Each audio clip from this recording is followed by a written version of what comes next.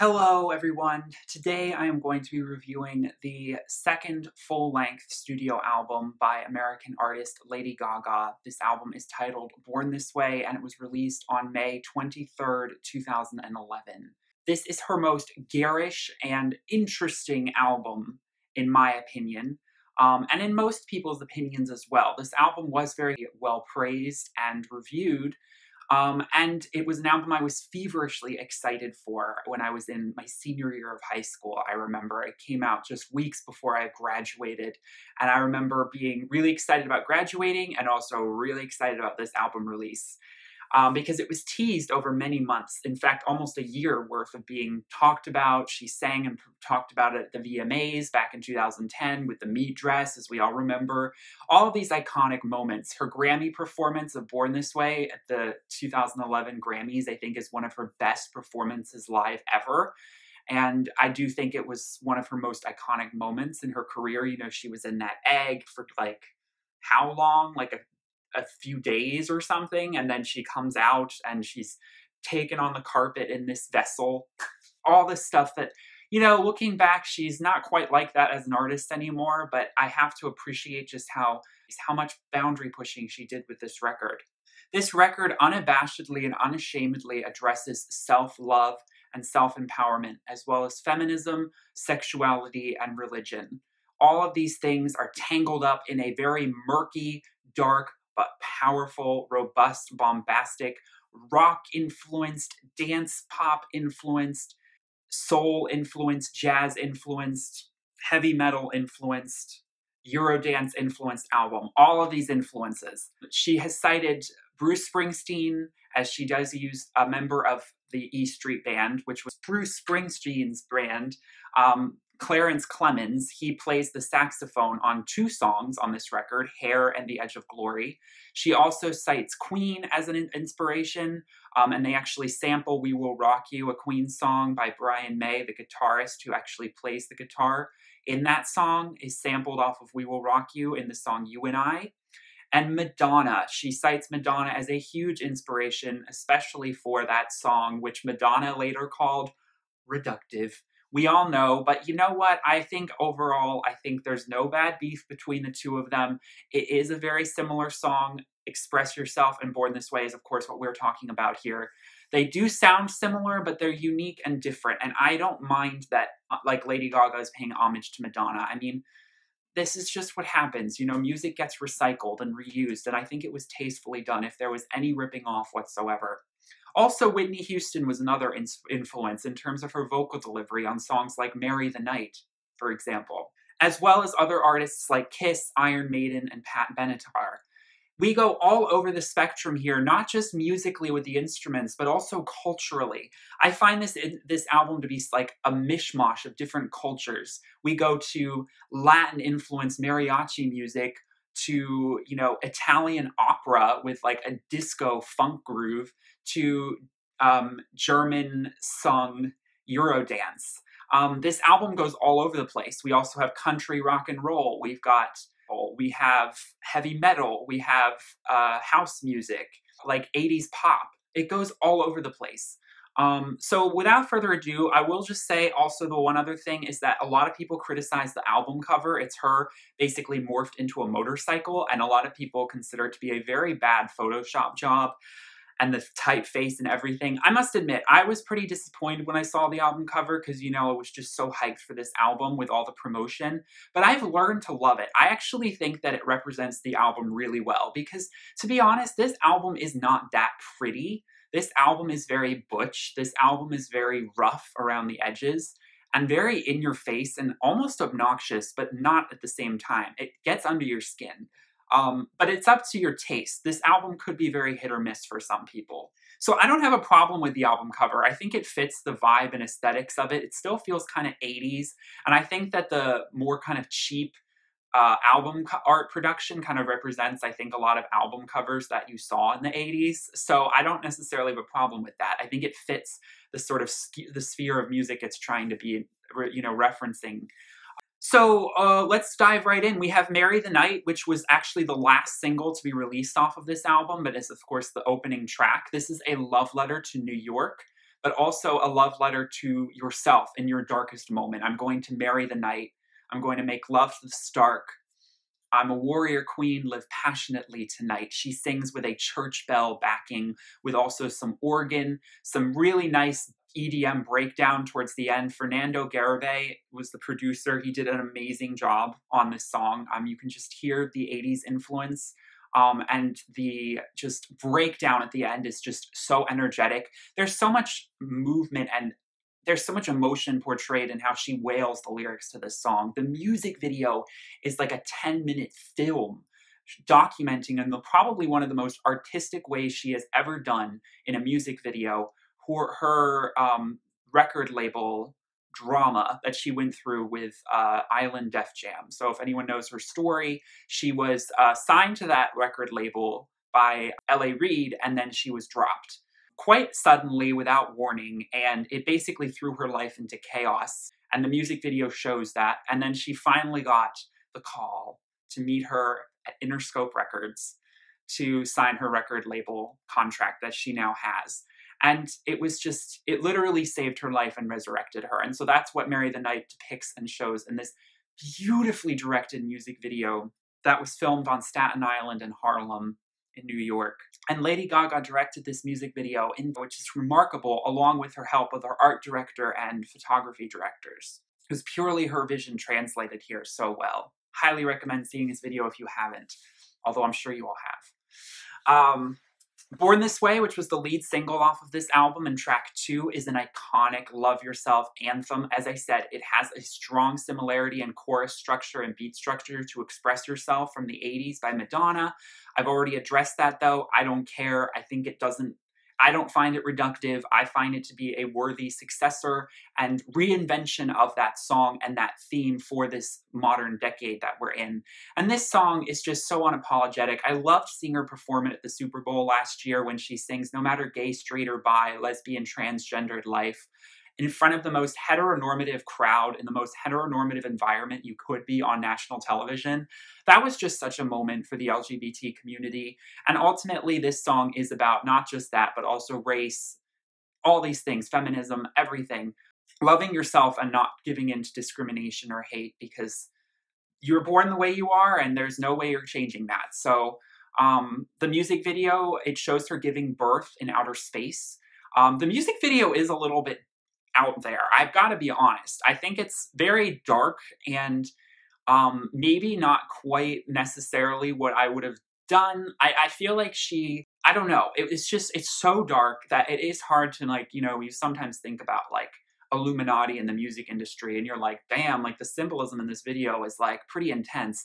But it is an iconic video at the same time. I mean, she basically is her most unapologetic self in all of these videos. There is just no holding back. The shock value is there, and these videos were meant to shock and awe. These videos were meant to head scratch and meant to, make you question everything. Government Hooker. This is a really interesting song. It was the one song whenever I played this album for my parents, I always had to skip because it is quite vulgar. She is basically referencing background trysts that might have happened in the government. She says, "Put your hands all over me, John F. Kennedy," in a very scandalous way. This song represents the seedier side to this record. It is a pure electro house song, though. It's a club song. It's so the beat is infectious. And I love that she sings in Japanese at that one little part. Iko, Iko. It's so, I don't know, everything, there's these little Easter eggs in these songs that they're so well produced and so well structured. And then within them, you find all these interesting sonic landscapes. And I find that to be so interesting. And this song also employs a use of opera. So she really shows her vocal range. But it is a bit of a pretentious song. This is one of the songs on the album that veers on the garish and possibly obscene. And I do kind of question, what her, if she's singing she's a government hooker unapologetically, it's sort of how feminist really is this song? Is she actually, embodying this character? Because in other songs like Mary Jane Holland, I can believe it, but when she's singing so unabashedly about loving being a hooker, it feels a little bit like something I don't know, like a song a porn star would put out or something. So there is a little bit of questionality about the nature of where she's coming from with this song, in my opinion, but I still find it to be an undeniably good dance song. Judas, oh boy, this one is a roller coaster. This is a Red One track, and it just takes you all over the place. This struck a lot of criticism from the religious community, particularly the Catholic League. They didn't like how she was portraying Mary Magdalene and then also portraying Judas. As you know, this song is about Judas and, of course, talks about how he betrayed Jesus, but it's also about the dark sides within all of us and how they betray us, our good side sometimes. So it's about learning to live with that darkness and overcoming it. I think the music video is another iconic staple in her videography. It is just all over the top. It's set in a biblical setting. I love the scene where the water kind of baptizes her and just brushes her away. It's just like, my jaw was on the floor when I first saw this music video. It was just like, she just did that. Whoa. She also has this weird accent that she does when she rap sings, which is a little bizarre, but then again, everything she does with these songs is so bizarre that you don't actually spend too much time thinking about it until you analyze it later. But yes, Judas, as a lot of people have commented, is said, is a lot like Bad Romance 2.0. She does say her name in her sort of gibberish sort of monologue type intro, vocalizations, and saying Judas, Judah, Judas, Judah, She has a really good way of using diction to form sounds and melodies and using her voice as sort of a backing instrument. And so she capitalizes on that pretty well. But this is just an unapologetic electro house. It picks you up and it doesn't let you go. I always picture it as a song that kind of bashes you around a little bit because it's so energetic and it's so all over the place, and then it barely gives you a moment to breathe before it's over. We have Americano. This song is very Judy Garland, and actually she cites Edith Piaf as an inspiration to the vocal delivery of how she sings this song. It does have a very classical delivery, and I do think of Edith Piaf, actually, even though this is a mariachi song. It was inspired by an immigration law passed in Arizona in 2010, and it is about that. It's about immigration. It's about, you'll never catch me, I'm going across the border. It's very relevant now. America, Americano, don't you try to catch me. But also hints at lesbianism. I met a girl in East LA in floral shorts as sweet as May. She sang in eights and two barrio chords. We fell in love, but not in court. Meaning we cannot still get married, because at the time they could not. And she does sing in Spanish. So this song, again, it feels kind of like she's taken herself out of herself and she's just embodying a character and telling a story that's culturally relevant to someone else. That's not her own life. And it pulls on all these socio-political, issues of the time that are still very relevant, if not more relevant today. Again, this song is another one that just unapologetically soars. All of these songs, she just lets go in the dance melodies. They're almost too much, but they're perfect. So much energy. This album hardly ever lets up. We have Hair. Hair breaks the sort of genre a little bit. It goes more into a classic rock jazz melody, but it does have some electro-pop influences when she sings I'm Free as My Hair. It goes a little bit techno. This song, as I said, features the E Street Band member Clarence Clemons on the jazz saxophone. And it's a nice welcome sort of break from some of the more high-octane electro-pop songs. And it's such an unapologetic anthem to sing about, I'm as free as my hair. I can be whoever I want. At home, my parents don't let me be who I want to be. They don't let me dress the way I want to dress. But I have my hair and I can wear it the way I want to. And, hair is wild. Hair will grow when you don't want it to, and it will do things you might not plan it to. But you also have wigs. You have all these things you can do with your hair to express yourself. And I think this song is very well placed in sort of the context of this album being about Born This Way. This is one of those songs that carries that theme so well. So it just emphasizes it and dives down a little deeper into one aspect of self-love and self-esteem, which is so important. We have Scheisse, which, as we all know, means shit in German. And this song is a really big, again, more Madonna-inspired electropop house dance song. I don't speak German, but I can if you like. And she then says, Ich lieben Osterbekler, es kommt Madre Monster, which means mother monster, but not in German. Madre means mother in Spanish. Osken bin Flaggen wegen Besgeburt fair. This is not in German, by the way. This is like faux German. It's like if someone wanted to sound German, but they're not actually speaking German. They're just using the sounds and tones of a German pronunciation and tonal construction to come across as though they're speaking German in a German accent. It's a whirlwind of a song. It's actually kind of short. It's one of the shortest songs on this album. It's over and done real quick. But it is a feminist dance song, you know, speaking about female empowerment. And it does have a lot of Eurodance and electroclash influence. I wish I could dance without the Scheisse, yeah.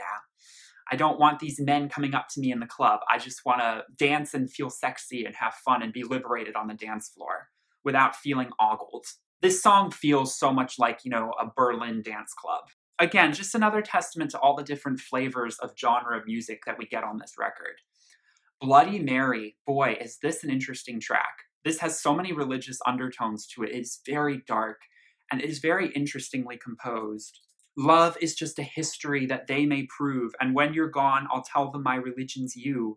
When Pontius comes to kill the king upon his throne, I'm ready for their stones. When Pontius Pilate, we all know, I'll dance with my hands above my head, like Jesus said. I won't cry for you, I won't crucify the things you do. When you're gone, I'll still be Bloody Mary. We are not just art for Michelangelo to carve. He can't rewrite the aggro of my furied heart. I'll wait on mountaintops in Paris cold. Je ne veux pas mourir tout seul. I mean, this song is just, again, DJ White Shadow and Fernando Garibay, hands down, did an amazing job.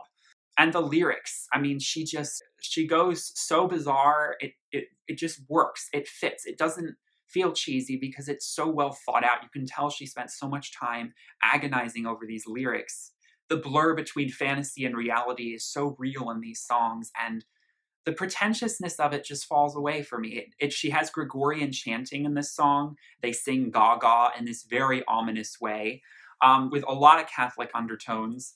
And I love the, you know, flirting with the darkness that this song has. It's all sung from Mary Magdalene's point of view, singing about the relationship that she had with Jesus and how a lot of people couldn't really understand it. She knew he was going to die, but she still loved him so much and continued to pray for him. And even though she feels so much pain, she has to be so strong and rise above it for him. And also, she will never judge. Pontius Pilate judged Christ, but she never will. She loves him unashamedly. And she sings, I don't want to die alone in French. You know, there's this anger she has about what happened to Jesus and this retribution that she wishes to seek. And she sings Liberdade e amor, which means freedom and love in Portuguese at the very end of the song in a very operatic tone. This song is so theatrical, and it's enigmatic, but it does tell a story when you really dissect it. You know, Mary was a super strong, important, integral figure in Jesus's life and in afterwards as well. You know, Michelangelo could not possibly carve her fury, and also he couldn't come close to depicting the love that Jesus and her had. You know, even Michelangelo can't capture it, and he's so talented. So this just shows how powerful and real this love was that she had. So it's a really interesting analytical kind of understanding of Mary Magdalene in this biblical story that Lady Gaga is exploring. So next we have Black Jesus in Amen fashion. This is a classic walk on the runway, strutting your stuff, Eurodance tinged song, with also some electro clash in there. It's very fabulous, but at the same time ominous. And she sings about how she moved out of her parents' house at 19 to live on her own on Broadway, to make her own. And of course, she uses the term Black Jesus, you know, is this sort of revolutionary, scandalizing term to sort of shock and awe. And then sings Amen to fashion, showing how her relationship to sort of growing up into the industry and her understanding of what it really means to be bold and daring in this current market and climate.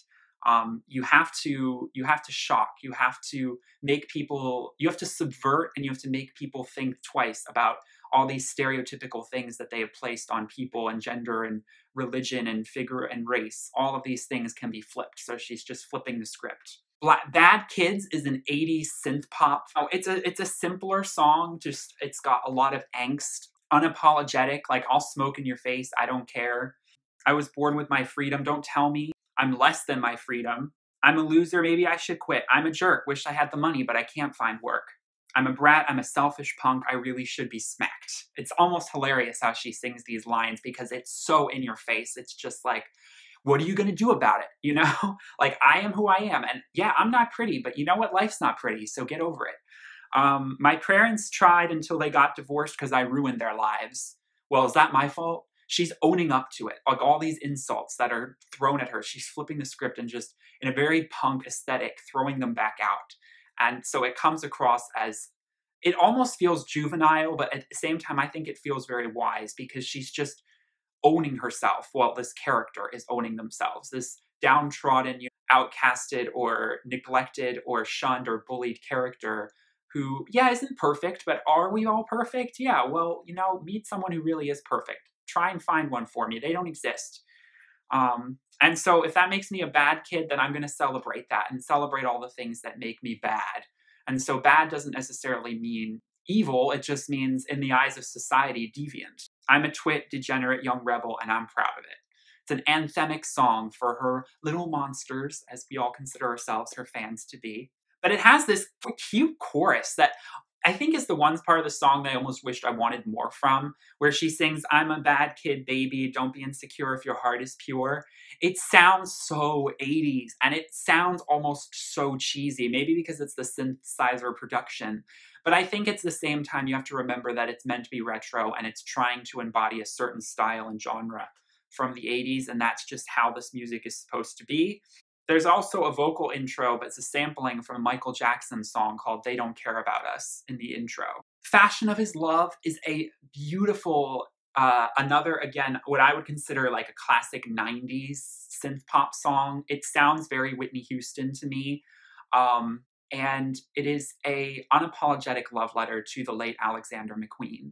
That's pretty much all it is. And it's another iconic song. Again, Fernando Garibay, hands down to his synth production. And this song feels like a classic pop song. It just has all of that. And yet it has a very 90s feel. Highway Unicorn, Road to Love. This song is probably my least favorite song on the album, just because I am not a fan of Meatloaf and Kiss and Iron Maiden.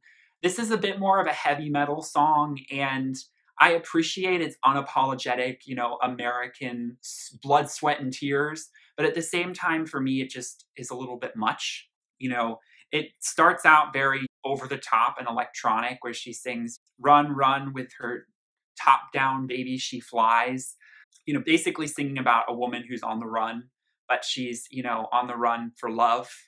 She's not a bad person. She's just being prosecuted because there's just so many bad people in her life that she sort of personifies America to be that, and the classic American, going back to that Bruce Springsteen sort of idea of what it means to be a wild and free American. Again, I appreciate the song, but it's the one part in the album where the chorus and the production, it's just not my cup of tea. Believe it or not, Red One was on this song, which is hard to believe. Heavy Metal Lover.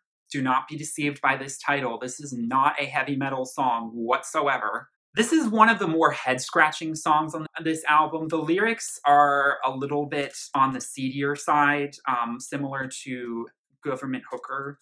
It was revealed to be the last song recorded for the album. It does reference Born This Way in the bridge. So this song is hard to describe the lyrics because at one point she sings, I want your whiskey mouth all over my blunt south. I must admit, clever, but also very vulgar. Red wine, cheap perfume, and a filthy pout. Tonight bring all your friends because a group does it better. Now, why river with a pear? Let's have a full house of leather. I have no idea what why river with a pear means. She sings these vocals in a very sensual way. It's very hushed and soft, but also her vocals are very processed. This song is pure EDM house. Dirty pony, I can't wait to hose you down. You've got to earn your leather in this part of town. Dirty pearls and a patch for all the Rivington rebels. Let's raise hell in the streets, drink beer, and get into trouble. So you're painting a picture with all of these different phrases and ideas and images to sort of amalgamate this very unapologetic sort of Western badass sort of girl group who maybe just wants to have sex with each other, or they're trying to own their sexuality in front of men and just be unapologetically sexual, drink beer and just have a lot of fun. Be a heavy metal lover. Love really raw and raunchy. That's basically what I get from this song, but it has the most undeniable Euro house sound. Again, Fernando Garibay. This song has been noted to be influenced by power pop of the 90s, and I can definitely hear that. There's a little bit of Ace of Base in there. There's a lot of that electro-industrial techno pop. So I can definitely feel those undertones in this song. And I remember when I first heard it, like I just tune out the lyrics. I don't care. It's just an amazingly crafted and produced house song.